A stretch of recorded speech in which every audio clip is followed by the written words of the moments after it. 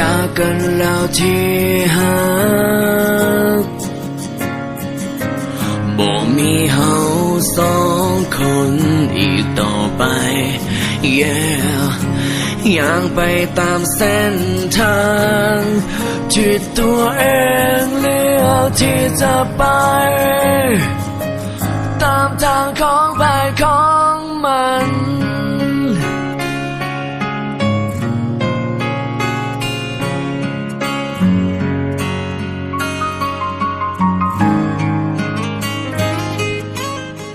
ถนนสายนี้เงียบเหงา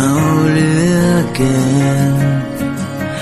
อย่างจนสุดทางมีแต่เฮาคนเดียวแล้วก็จึงเข้าใจยามที่บ่มีภัยยังจากหัวใจที่มีแต่ความอบอุ่นมันก็เลยเป็นทุกข์เงื่อนคนเดียวแบบนี้มีทางที่ดีที่แต่กับอย่างนี้คอยเลือกทางผิดแล้วที่คอยอย่างนี้ขอโทษคำนี้ซาเกินไปลืมบอกแต่คำว่าบอกกล้าเหตุให้เจ้ายิ่งห่างออกไป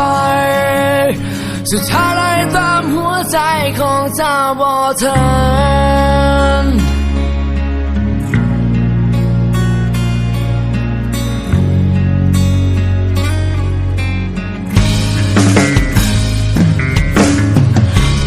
ที่เจ้าไปคงจะดี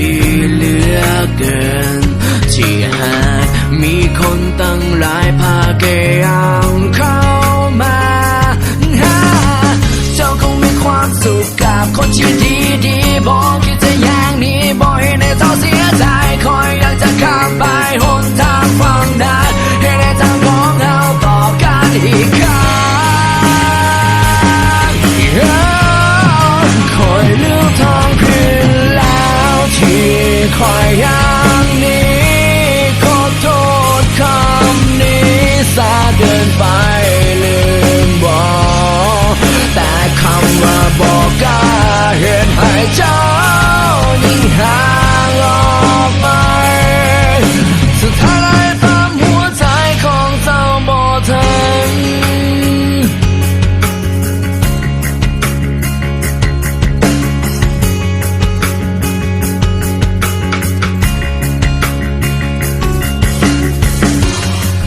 มันสมควรตายทำให้จิตใจคนที่หักเขาจริงแต่ตอนนี้อยากสองทางของเขาจังมันจะอยู่คนละฟ้ากลับมาบอกกันให้มันมีเฮาอีกครั้งคอยเลือกทางเพียงแล้วที่คอยอย่างนี้ขอโทษคำนี้ซาเกินไปลืมบอกแต่คำว่าบอกกล้าเหตุให้เจ้า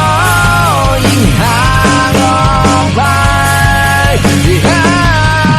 คอยเลือกทางเพียงแล้วที่คอยอย่างนี้ขอโทษคำนี้ซาเกินไปเลยบอกแต่คำว่าบอกกล้าเหตุให้เจ้ายิ่งห่างออกไป